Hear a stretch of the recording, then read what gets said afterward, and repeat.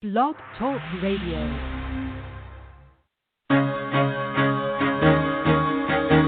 Carol the Coach. Sex, love, and relationships. We talk about it here. Carol the Coach. Compassion with contemporary relevance. I am a psychotherapist. I can be your personal life coach, and I can help you with your issues. There are no problems too small or too big. You can talk about anything. Speaker, columnist, radio TV host, and commentator.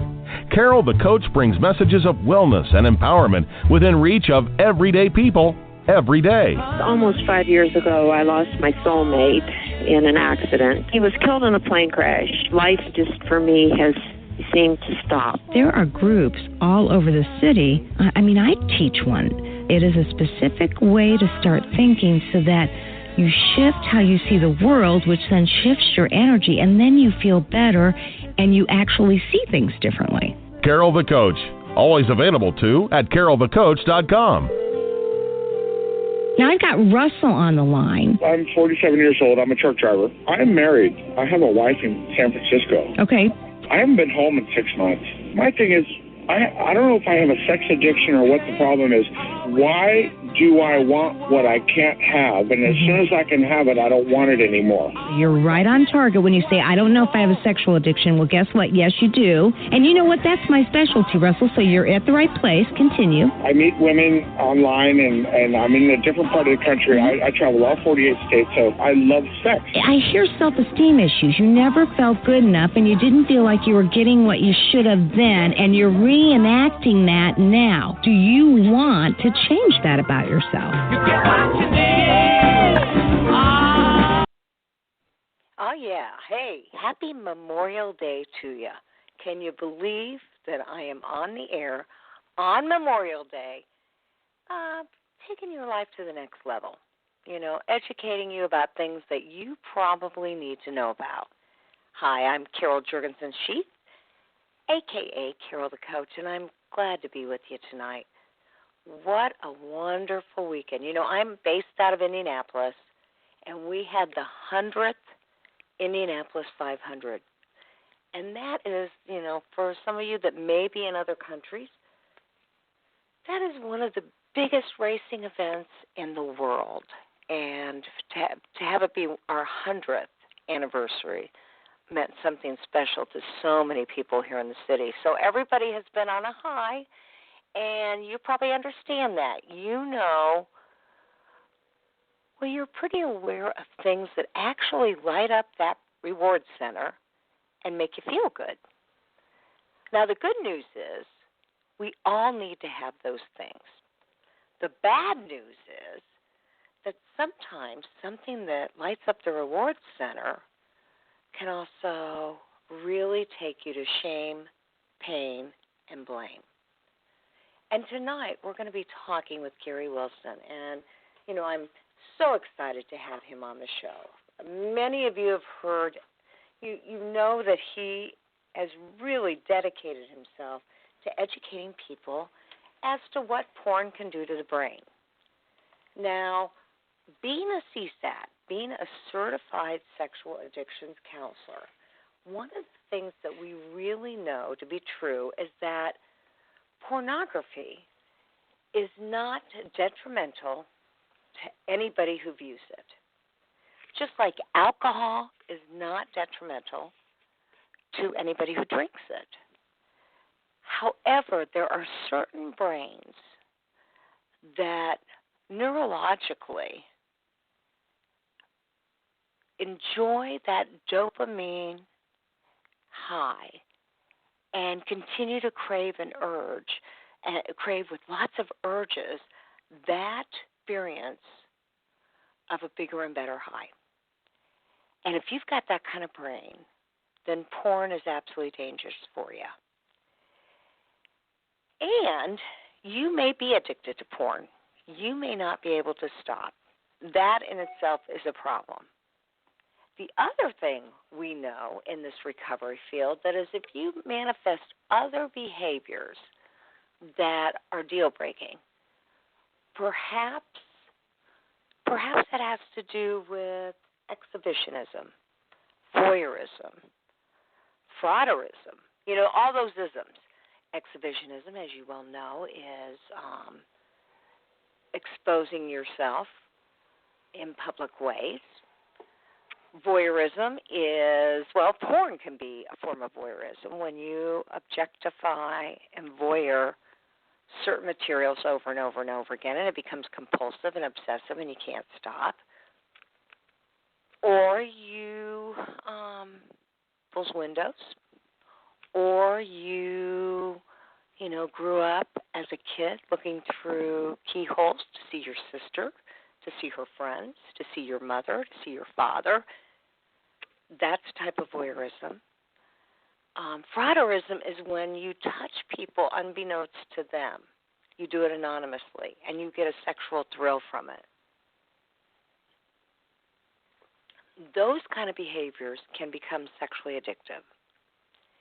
And for almost 98% of anybody who is treating an addict, or if you're part of a 12-step program, the number one thing they'll ask you to do is to stop pornography, even if that's not your drug of choice, because it opens the gateways neurologically to other forms of acting out that are obsessive and compulsive, if that in and of itself is not enough.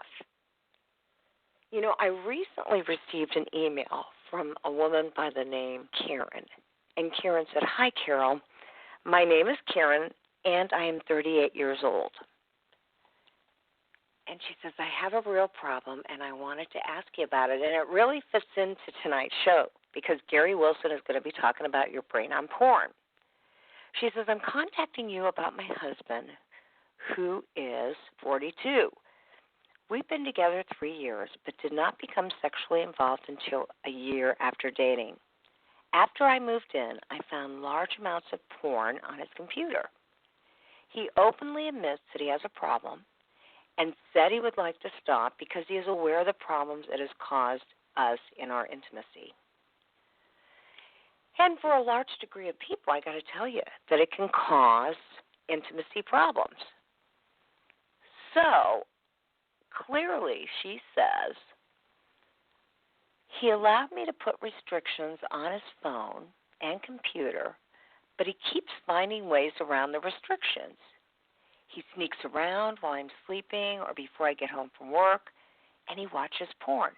It is like he is obsessed. It is a very compulsive type of behavior." She says, "I feel very betrayed and worthless, like I'm not enough for him."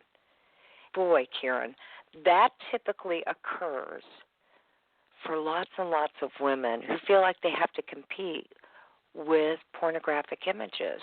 A lot of times those images have been altered, and even the ones that haven't. Most human beings are not porn stars. They can't really compete with porn stars, whether the porn is professionally done or it's amateur. And so I understand, Karen, that you don't feel like you can compete.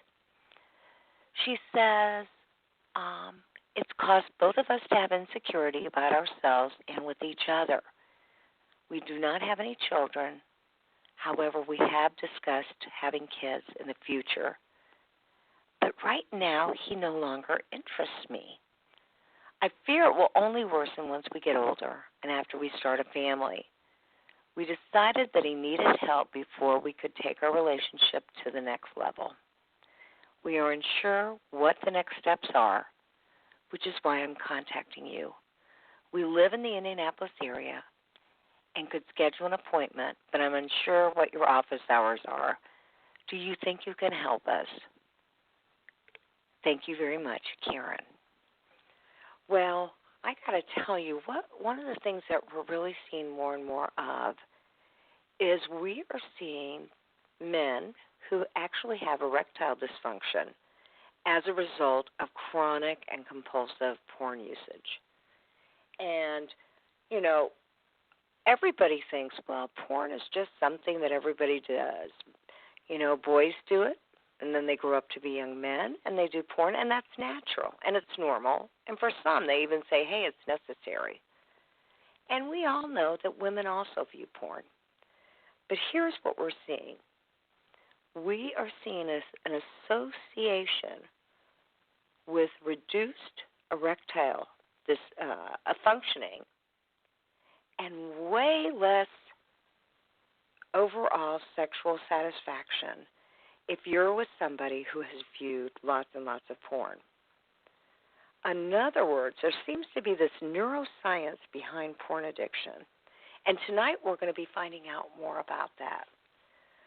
So to Karen, who wrote about whether I can help her, absolutely, Karen. And I would tell you to give me a call at 317-847-2244.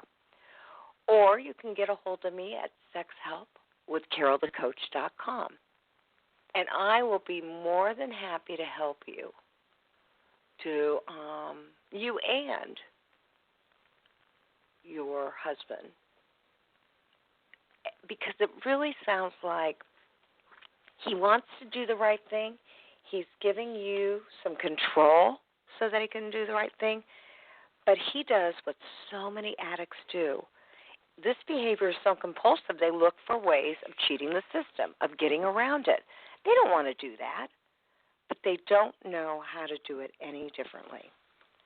And so, congratulations to both of you for reaching out, to him, for giving you those controls, and let's talk about what he can do to get healthy. And it's not just coming to see me. It's a whole host of recovery tools that he will need to participate in. And we will be talking with Gary Wilson about those tools too. If you want to see something that helps to describe what happens when you have obsessive-compulsive tendencies towards porn, I highly recommend you go to his website, Your Brain on Porn. Because really, it may morally feel wrong, but if you can see what it does to some brains, you'll understand the neuroscience behind it. This is not just somebody who lacks willpower. This is somebody who is now fighting his own brain condition. So Gary's going to be talking about internet pornography, why it's unique, and what its effects are on users. And he's really going to be talking about adolescent porn, too. Many of you know I run an adolescent group for sexually compulsive behaviors.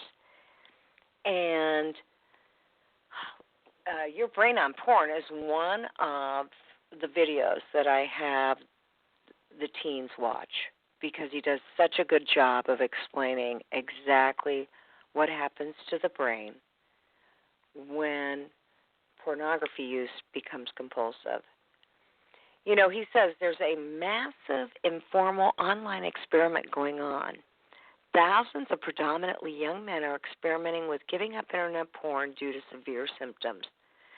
Many of them are quitting due to sexual dysfunctions, rates of which are soaring to unprecedented levels in men under 40. And I know that when I went to my last conference as a CSAT, we were finding more and more young men who had never had a sexual relationship with a woman because they turned to porn for their sexual satisfaction and participated so much in pornography that they were not able to have erections around young women. And for anybody who's ever had an erection problem, and that can be very normal, what happened was that they got embarrassed, they felt humiliated, shamed, and they retreated from being with a woman again. Or if they gave it another shot and they continued to have that problem, they just decided, it's just not worth it. I am going to stay isolated and continue to satisfy myself sexually through pornography. And so it's an auto-exacerbating cycle. It doesn't get better, it gets worse. Then, men don't feel like they can have healthy relationships. College-age students don't feel like they can have healthy relationships. They retreat, they become more isolated, and they don't talk about it with anybody. Now, we have Gary Wilson who is talking about it, and we have a couple of other young men who have great videos on the internet, and Gary's going to be talking about them. Two of them, as a matter of fact, were on Chelsea lately through Netflix. And so I'm just real excited to be talking about this topic because it, like other forms of sexual addiction, are not discussed publicly. However, you've heard me say it before, this is an epidemic. It's only going to get worse. So I welcome your email questions and really want you to stay open to this topic because it can be very, very, very sensitive. So I am excited to have on the line Gary Wilson.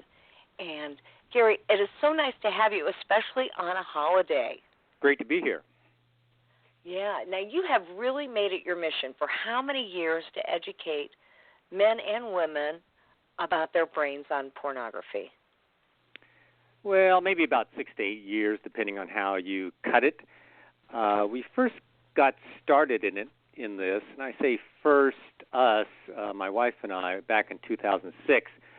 And I certainly had no interest in internet porn or anything like that or what it was doing because, I'm an arch liberal, I'm an agnostic, but something strange happened in 2006. My wife had a forum, and it was on a website, and it was her website, and it had nothing to do with porn. It was a website about relationships, and it had lots of articles about the neurobiology of love, sex, bonding, orgasm. And I guess, as far as we know, Google put together certain key words like dopamine or ejaculation or reward system. And somehow these guys started showing up and posting. And these guys were claiming to be addicted to porn, and most of them were saying that they had sexual problems they thought were associated with porn. And we said, what are you doing here? And they said, well, this is the only place we can post. Well, what Google does is it puts together those posts, and more guys started showing up, and more guys started showing up until they just overloaded my wife's forum.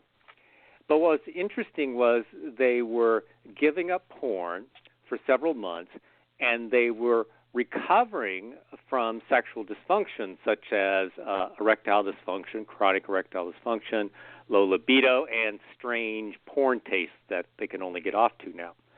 And so we decided to write a few articles back in 2009, and then, of course, the flood grew, and my wife said, can you make a website? So I thought I'd make a little tiny website with some recovery stories and a few articles. But it blew up, too, and thousands of people started visiting it. I guess it was a big problem. And then I was asked to do a TED Talk, and I did that, and more people came until it was this flood of people coming to Your Brain on Porn. And then all these non-religious forums started to spring up around the web around 2010, 2011, 2012, and men started reporting their recovery from all these sexual problems, and they also described, when they're recovering from these sexual problems, many unexpected benefits. So that's sort of the short story, which is actually a pretty long story. Oh, but that makes sense. It was all accidental. There was no preconceived notions. Your wife's site was really about bonding and relationships, and somehow through the internet, through these kind of that search optimization that occurs with words, we found out that there was this real issue. Now, the good news is that if somebody abstains from porn over a period of time, their functioning comes back. They have to actually abstain, don't they? Yeah, they came up with a word eventually. Early in the days, they called it rebooting. It's the same as rebooting the brain. Of course, you never reboot because you have all the experiences in there, but it was the idea of abstaining from porn. Now, some of the guys also cut down on their masturbation, but the truth is, once the guys gave up porn, many had no desire to masturbate. In fact, most guys who have sexual dysfunctions, and when they stop using porn, they go through what's called the flat line. And the flat line is where they have no libido at all.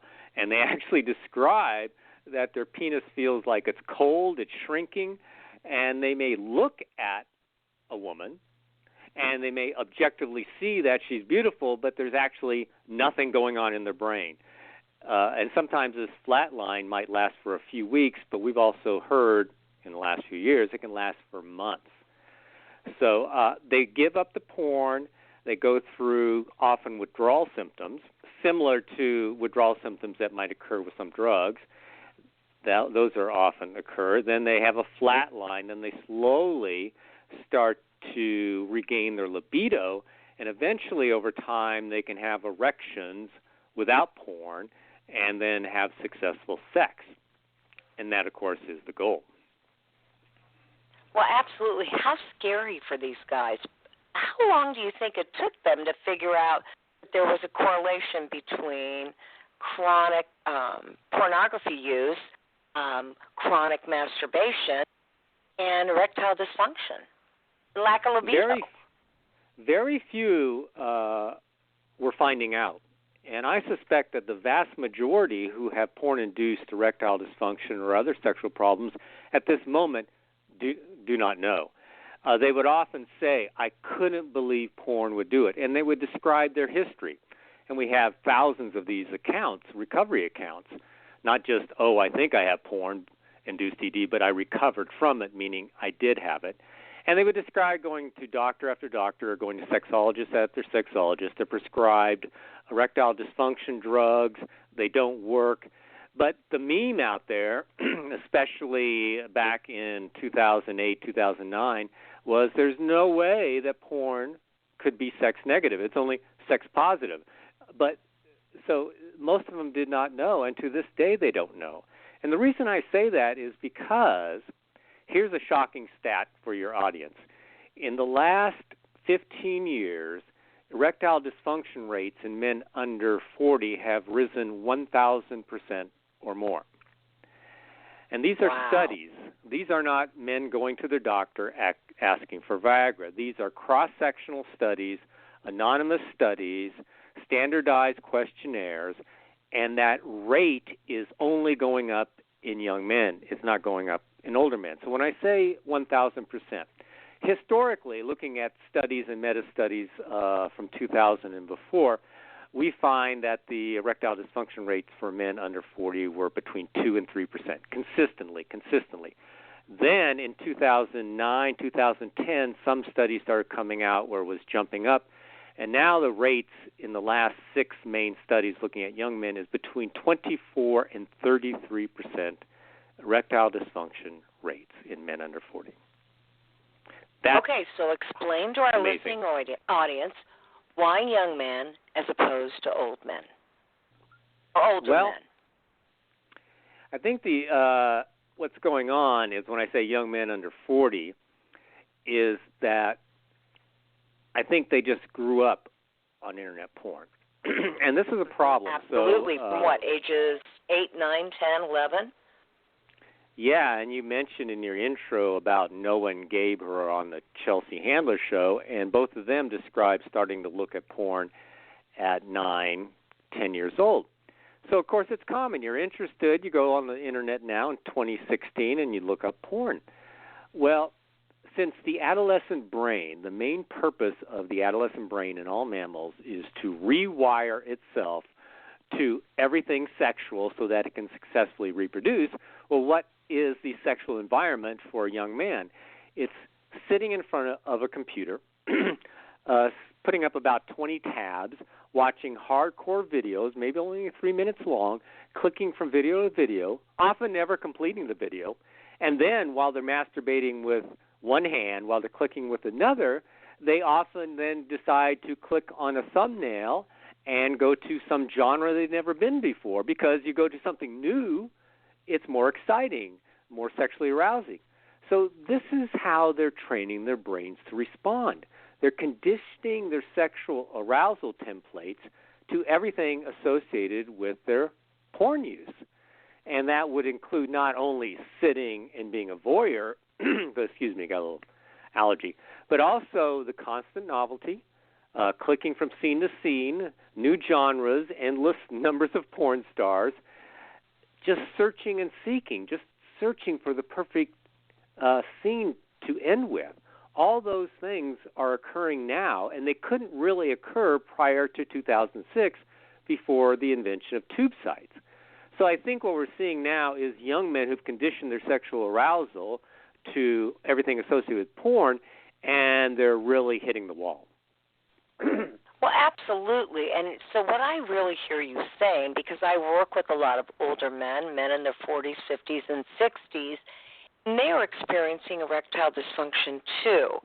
However, they have not trained their brains in adolescence to look for the kinds of things while they are neurologically developing.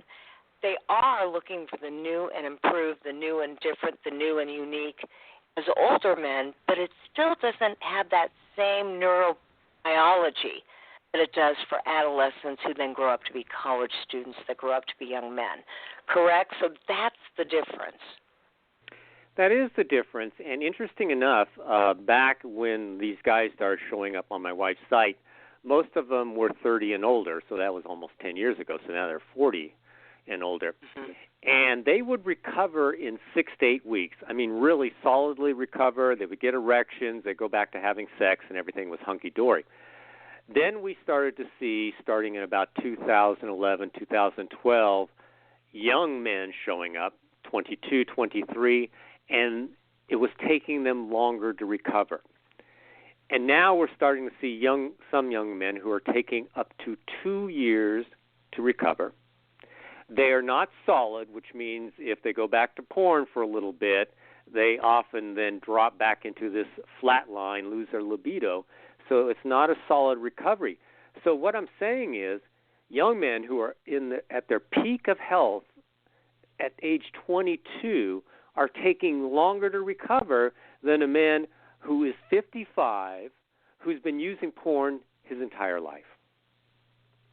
Yeah, and interestingly enough, for some of our listening audience, they may not know what tube sites are. Can you share what those are? Yeah, so we know about YouTube, and YouTube was invented in 2005, and so the porn industry took advantage of it and said, hey, this is a great idea, so let's create tube sites, because prior to that, you couldn't stream anything. You had to download it from from a porn site or through Kazaa, and you get viruses, and it would take forever. So, I mean, just think of dial-up when it would take these guys like 6 minutes just to see a nude photo. So what happened in 2006 is now you could stream. And, of course, speeds have gotten faster. High definition has been introduced. Now we have smartphones. And what you have is tube sites. And at the tube sites, you have all these thumbnails all over the side. So you can immediately click from short video to short video to short video as you're masturbating. So you can keep your arousal up. So in essence, we can think that young men, or any man is using it, is controlling their arousal with their mouse. And that, of course, in no way matches real sex, does it? Okay, thank you so much for explaining that. And will you share the information? You know, I was saying that obviously I have an adolescent group, and we call what they're dealing with. We don't call that sexual addiction, but they already have a very sexually aroused appetite, and they know that their experience is very compulsive and out of control. They can't stop. They've tried to stop. They've been in trouble with their parents. They've been in trouble at school. They've been in trouble with their girlfriends. And they have really tried to stop, but they're unable to. So it's very compulsive.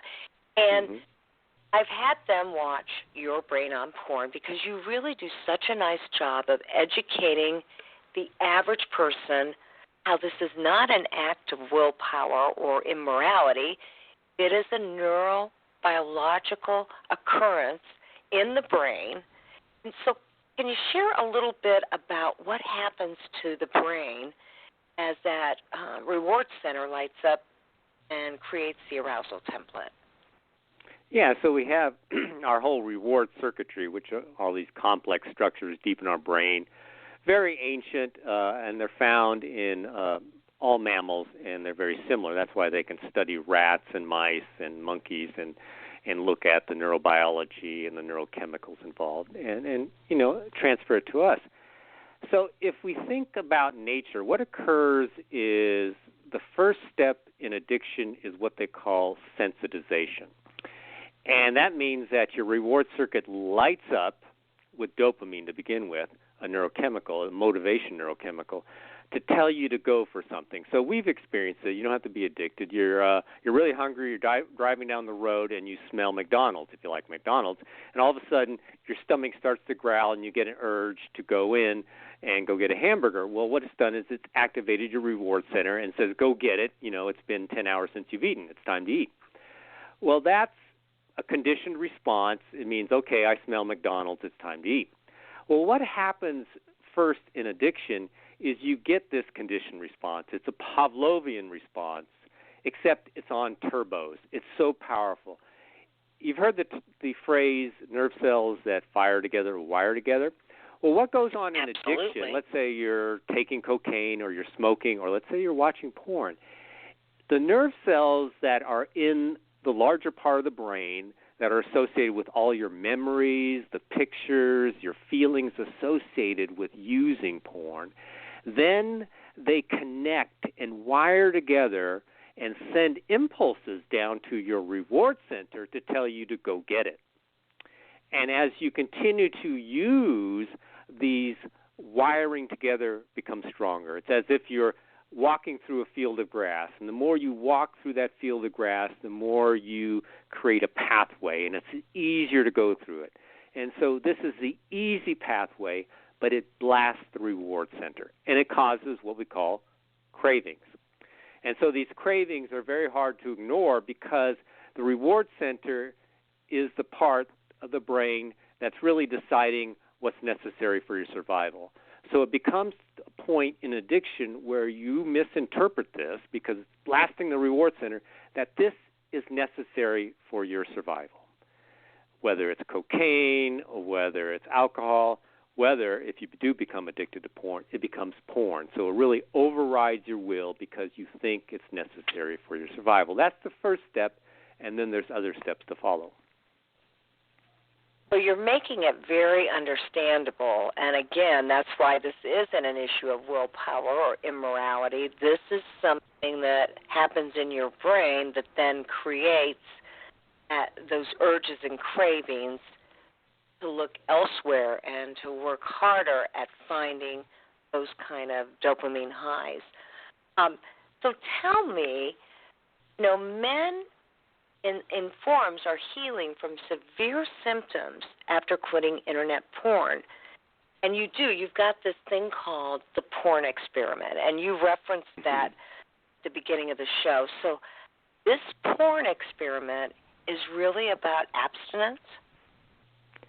Well, it's about abstinence from porn. Every man does it different. It's not abstinence from masturbation. It's not abstinence from sex.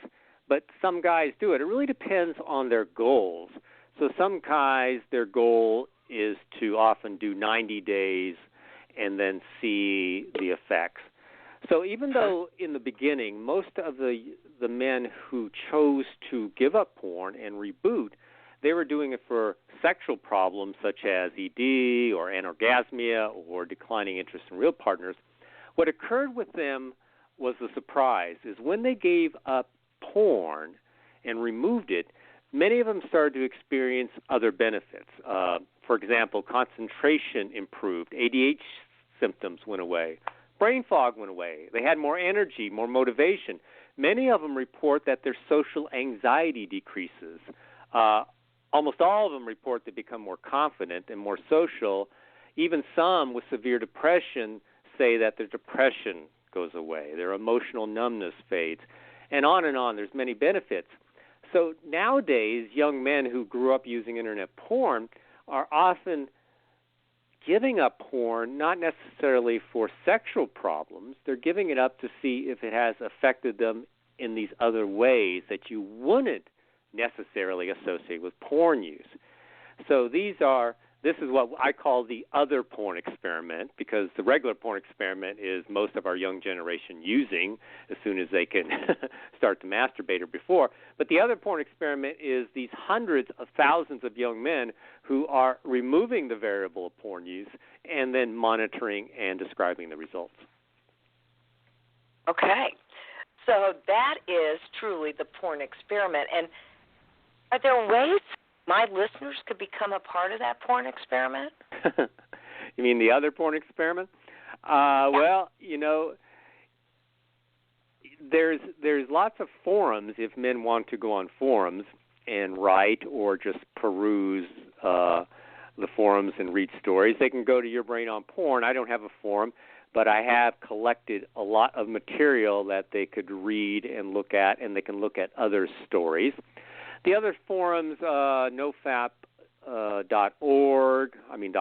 there's Reddit NoFap, there's Reddit Porn Free, Your Brain Rebalanced, Reboot Nation. Those are some of the ones that are popular where we gather some of these stories. It's mostly young men, but it's also women, it's also older men. And some of the forums, they actually have places where you can start a journal. Maybe you can get a buddy who helps you quit. And people find that helpful. So there's lots of ways to join the other porn experiment. Go ahead. For our listening audience, there may be some men and certainly some women that just took in some of your recommendations, Reboot Nation. You said they may not know what fapping is. Can you share that terminology? Yeah, well, fapping is just the sound of noise, like two hands clapping, but it's the sound of noise to a man masturbating. So the word is fap. Now, the interesting thing, we have NoFap, which you would assume means no masturbation, and some of them do. But if you look in the sidebar on Reddit NoFap, Reddit is this huge site with lots of what are called subreddits, thousands and thousands of them. Well, Reddit NoFap is a place, and you look at the sidebar, and they say the only thing you have to stop for a true reboot is porn use. You can have other types of reboots where you stop masturbation, and some people even stop having orgasms for 90 days. But those are only temporary. I want to keep that in mind. So everyone does it their own way depending on their goals. There you go. All right. And so, again, you were talking about the two young men that have kind of made it their mission for adolescents and certainly for college-age men. They are advocating that men figure out that when you're isolating yourself and you are relying on porn, and of course, like you said, what was the year that you gave that things really went to tube sites? 2006? 2006. Yeah. I mean, again, what we're seeing today in the world of sexual addiction, and in this case pornography use, we're seeing brains that have never had to deal with so many scene changes. And,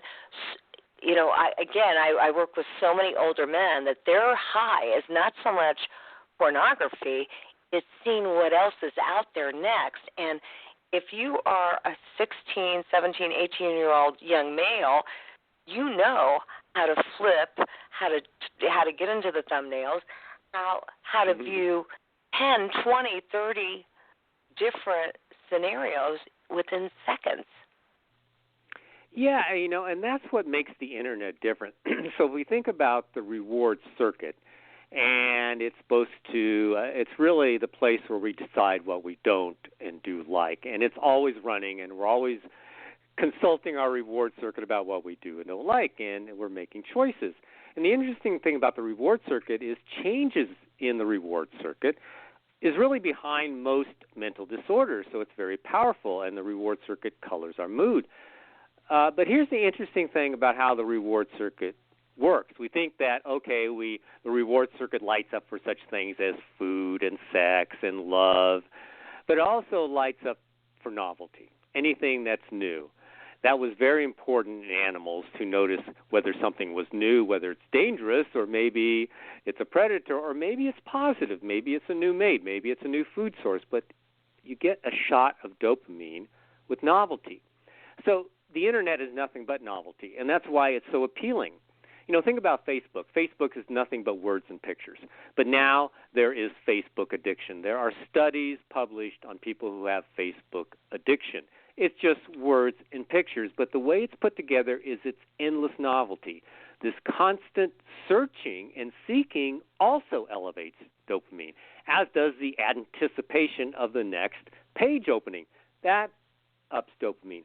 And interesting enough, in relationship to sexual arousal, both shock, surprise, and even anxiety can elevate dopamine and actually elevate cortisol and adrenaline and activate the reward circuit even more. So if you think about a young man who's clicking around, he's clicking to something shocking, something anxiety-producing. Maybe he's moved from lesbian to gangbang to incest porn, and the more shocking and surprising and anxiety-filled it is, the bigger bang he might get, the more arousal he might have. And so that's what makes the Internet and Internet porn so unique, is the ability to do that and do that with streaming videos. It's just like nothing else we've experienced before. So you have become quite an expert on this situation, and it's by accident that you became quite an expert. Yeah, earlier you mentioned about, your group and the young men who are just really having trouble. And that's the reason that we put up Your Brain on Porn, is because we would get emails, we would get all sorts of people contacting us because they're suicidal. A young man, age 22, is suicidal because he feels that he's ruined sexually for life. He can't get aroused with anything, and now he's come to a point where he can't even get aroused with porn, even the most shocking porn. And he thinks he'll never be able to have sex with a person again. So we felt that there was a huge gap, and there was, and there still is, between what was actually occurring out there and the memes and the research that was out there. So we had to fill that gap because we felt we had to. We just had to. Okay, so now you are not just speculating this. You actually you're staying on top of the current research on Internet porn addiction, and one of the research projects are brain studies of porn users. And I love that you are helping us as certified sexual addictions therapists. You're helping us to see that this pornography addiction is different from a lot of the other sexual addictions. Can you explain to our listening audience why? Well, yeah, that's one of the things where we get ourselves into trouble, because we have articles and we say Internet porn addiction is not sex addiction. And you know better than me because you've been in the field, but the traditional sex addict, people often think, of course, Tiger Woods, etc. They often think of a man. They often think of an older man. They often think of someone who's acting out, maybe with prostitutes, maybe serial relationships, maybe who knows what. But what we're seeing now is young men, the vast majority don't act out in any way. They are addicted to porn if they are addicted. They get aroused watching porn. They don't have the urge to go out and act out. Most of their sexual activity since they were first starting to masturbate is sitting in front of the screen, clicking from the scene to scene. So what we have is what you would call a new type of addict, and it's because of the availability. And that's not unheard of in history, is when something really powerful that's addictive becomes widely available, a lot of people get addicted. We can go back to smoking. Over 50% of adults in America were addicted to smoking back in the 50s and 60s. It was widely available and promoted. But now, unlike adults starting smoking, we have young men at age 11 and 12 starting on Internet porn, and perhaps every masturbation or nearly every masturbation session they have is to Internet porn, maybe for 5-6 years prior to their first kiss. So it's changing, or it's altering their sexual templates. And yes, they may become addicted, but many of the young men are having problems, sexual problems and otherwise, without really being addicted. They can quit rather easily, but they still have some of the side effects I've described. That makes total sense. Now, if my listening audience wanted to find out more about this, especially because I do have some young listeners who consistently email me because they feel lesser than because they can't get into a relationship because they're afraid to. Who would you recommend, or what would you recommend in terms of reading or YouTube sites or whatever? Well, there's so many levels to it, and I do think the forums are a good way to go because the men are very supportive and they can address anyone's specific questions. And they often talk about, how to enhance your life. Many of them start to exercise, they get off the internet, they change their diet, they become more social, they take a dance class, they start to read books about being social, about dating. And so really what occurs is as the men unplug, sort of like unplug from the matrix, they need to replace that reward. And if it's not video games and it's not porn, then what are natural rewards? Well, it's socializing, isn't it? That's the number one. Dating, friends, doing things, hobbies. And so I think going on these forums and discussing this, it's really a big topic on what do I do now? How do I get myself out there? And so I would suggest the forums. They're really the way to go. Well, and that makes sense because obviously one of the major problems of internet porn is it keeps somebody isolated. And so what you're suggesting is that forum or forums helps men to substitute that pornography use with connection and with support. And therefore they're creating some dopamine from healthy ways. And so you feel like clearly it's not something you can just talk to anybody about. So it's very nice that they can talk to people that have been through it and hopefully they don't have to reinvent the wheel. They can get some help. Similar to a 12-step group. Yeah, it's similar without any particular structure, but often there's a structure that comes along. They'll say, well, have you started to socialize? Have you started your exercise program? Are you eating a bunch of junk food? Are you getting off the internet 2 hours before you go to sleep? So they're always giving each other the same advice over and over again. And again, as you know better than me, if you remove, the addiction and replace it with beneficial rewards, that's the way you get out of addiction. You just can't white knuckle it, can you? Absolutely. So now you were talking about studies, and there are studies showing the associations between porn use and sexual dysfunction, relationships and sexual dissatisfaction, and abnormally low libido.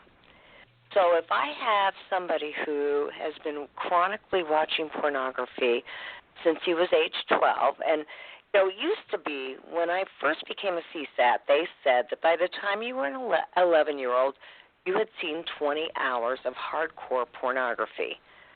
What does the research show right now for 10 or 11-year-olds? Well, there isn't really much research. They don't ask 10 or 11-year-olds, and that's the deal. Is the only thing they do is they go back and maybe ask some college students what they thought, when they started, and they often don't quantify it in terms of hours of use. The questions are simply, well, when did you first start choosing to use? And there's only a couple of studies like that. So they don't quantify the amount. They really don't. And so what they've come up with, and it really depends on the study, they'll say nearly 98% of young men in Sweden regularly use, and they'll break it down. They may have 30% that are using, 3 times a week, about 15% every day.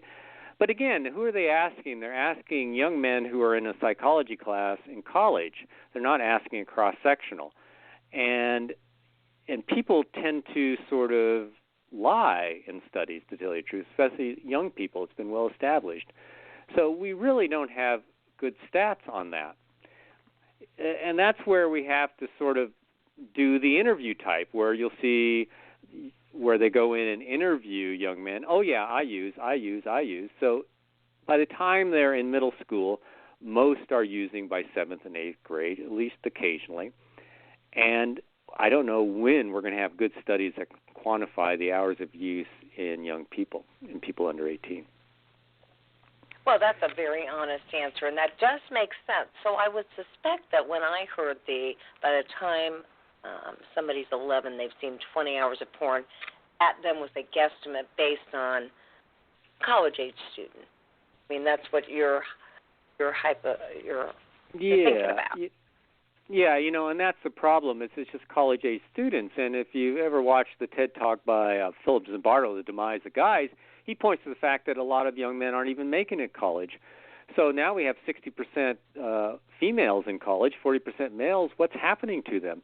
So he's suggesting that porn use, video game use is actually causing a decline in men entering college. So we'd have to do a real cross-section of all men in their 20s rather than just those that are taking a psychology class at a university. Well, that makes sense, too. So are you making it your mission to follow up on this, and are you going to be studying pornography and its effects on young men for the rest of your life? Well, I certainly hope not, but for now I feel that we're needed, and we're still filling in a gap, and I'm making lists like you'll see out there, you'll see maybe someone do a blog post and say, there's absolutely no science behind internet porn addiction. So I decided to make a list. So on the front page, I list 24 studies, neurological studies, and every one of them lends support to porn addiction. And then I make another list. They say there's no studies showing any correlation between porn use and sexual problems. So I made another list of recent studies. There are 10 of them. So I feel like since I don't see these types of lists out there, I don't see people debunking these talking points that are absolutely ridiculous and unsupported, I feel it's a need. And I feel it's a need because, I'm concerned about young men who are getting bad information. I appreciate that.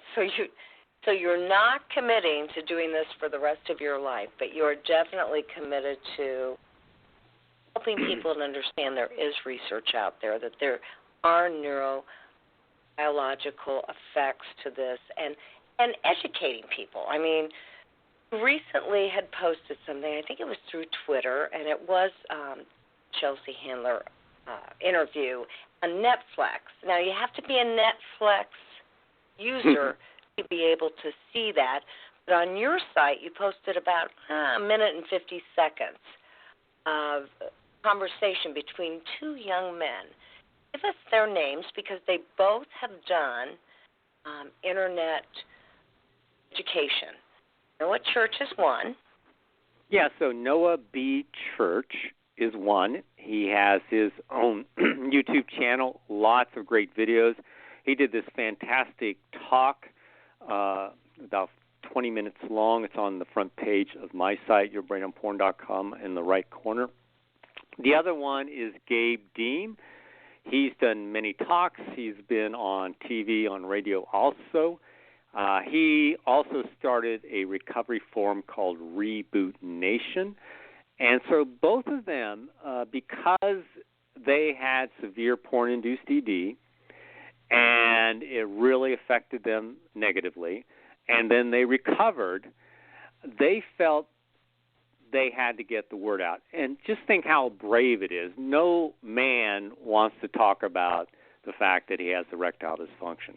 But these young men are not only talking about it, they're putting their face to it, and they're getting on Netflix, in front of what will be millions of people, and talking about the fact that their penises didn't work. And so that's pretty brave. 100%. And I guess what I really admired is that I think it was Gabe probably both of them. I've seen them do stand-up, if you will, where they're talking to people almost as a comedy routine. What they're doing is they're describing their own experience and kind of the absurdity that goes behind the compulsivity of porn use. It's very entertaining, but it's also very, very educational. Yeah, and they're not alone. So they're prominent because they've been on a few shows, but now young men all over the place are going ahead and putting up their little YouTube discussions of their reboot, of their porn-induced ED. You can put into YouTube NoFap or reboot or porn and erectile dysfunction. You'll come up with many young men who are describing the benefits and describing their journey. So, it's reality TV generation where everyone gets up in front of the camera and describes their life. So I think they're just more comfortable with it.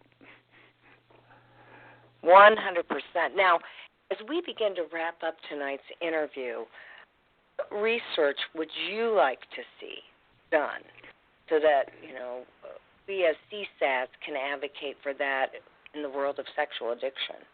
Well, when I think of CSATs, and I think even of, some of the, I forgot the word, but the type of research I would like to see is monitoring patients. One of the things that naysayers say is that this isn't a real addiction because you don't have withdrawal symptoms and you don't have escalation. Well, you and I know that's false. We know that these young men have withdrawal symptoms, severe withdrawal symptoms. And we also know that young men escalate, or older men escalate, into hard genres, into places they don't even want to go. So it would be great if organizations would actually gather together data and have that as one of the questions. What are you experiencing when you quit, after 1 week, 2 weeks, 3 weeks, and put that material together because we know it exists. We know they experience withdrawal symptoms. And that would sort of put the end to this idea that it's not a real addiction. And, of course, we have lots of neuroscience now supporting it, fMRIs and EEGs and all sorts of neuropsych studies supporting the porn addiction model. But what I really want to see is an experiment and studies where they remove the variable. In other words, they have people who have been chronic porn users stop using porn and then monitor the effects. For example, you could get a bunch of young men who have what they can believe to be porn-induced sexual dysfunctions because they've been checked by a urologist and everything's okay. And then when they try to masturbate without porn, they can't get an erection, and they go, okay, well, let's have these guys quit. And then they monitor them for maybe a year, and they monitor the symptoms, they monitor the effects, they monitor their emotions, the psychological effects, and they discover that, of course, porn-induced ED is real because these guys heal. So that's the type of experiments I want to see, is removing porn as a variable and then monitoring the changes in symptoms, and even symptoms you wouldn't associate with porn use, such as mood, depression, anxiety, motivation, and just see if those things change. That makes total sense. Now, you and I both know that it is very difficult to get some of these disorders, conditions approved by the DSM-5. I mean, for people that don't know, there's this thing called the DSM, and it is the Diagnostic Statistical Manual by which psychiatry uses to determine, is something a psychiatric problem? Is there some sort of mental condition? What sort of neurology is going along with this? And we often hear that the DSM has rejected porn addiction. So obviously, give us your take on that. And what can we do about that? Yeah, so the DSM-5, we all have to agree, it's a very political document. And people often call it the Bible of psychiatry. It's not a Bible at all. It's just a way to assess or get insurance reimbursement. The DSM is always changing, but reality doesn't change. So something that is voted on, something that changes, cannot represent reality.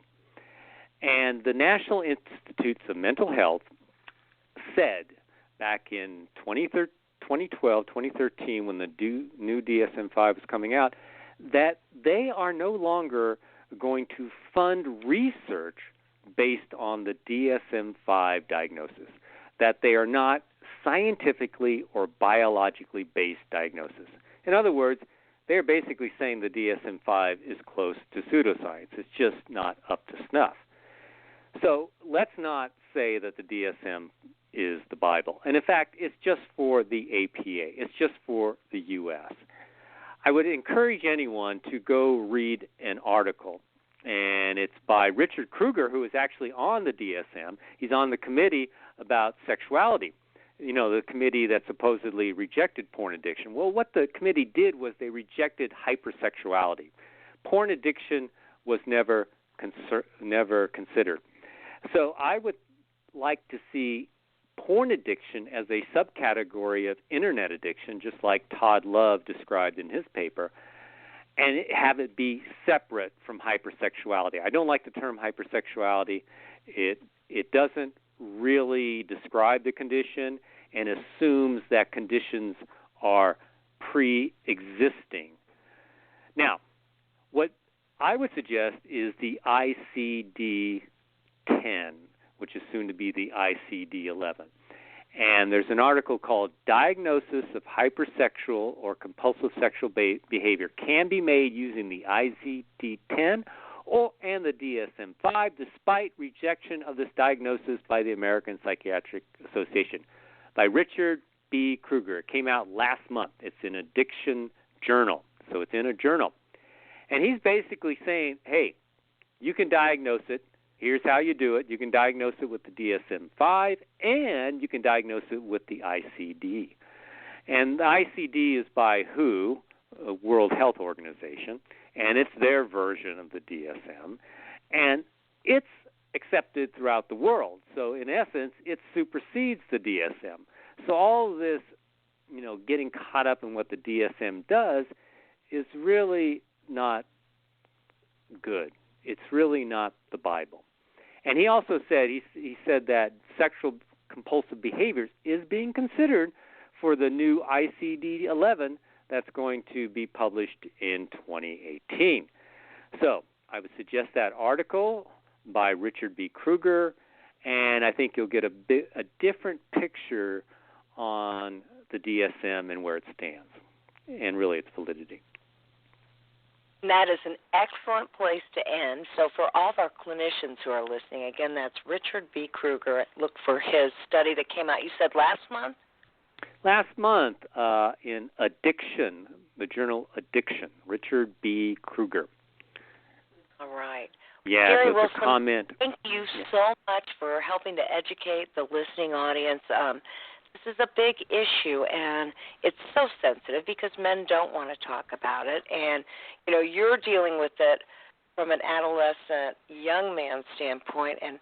And unfortunately, I tend to see people when they're a little bit older, and they may not be experiencing the phenomena that you're talking about because they haven't had the years of, prepubescent through adolescence, through college age.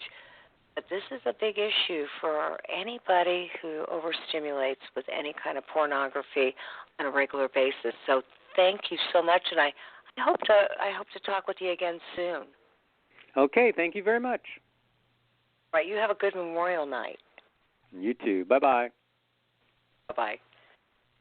Right, so again, that was Gary Wilson. Gary has a website called Your Brain on Porn. Absolutely amazing. And as you can tell, he really has made it his mission to educate people and to be a pioneer in the field so that people get the help they need without feeling the stigma. And so I really thank him for putting his energies into this effort. All right, we're going to end for tonight, and I appreciate you hanging out with me on Memorial Day. Gary and I, two of the hardest working people in this field, obviously, to be working Memorial Day. Hey, hope you had a good weekend. We'll catch you next Monday night. As I say at the end of every show, there will only be one of you at all times, so I want you to fearlessly have the courage to be yourself and make sure to find somebody to be honest with and to connect with and to feel good about. You have a great week.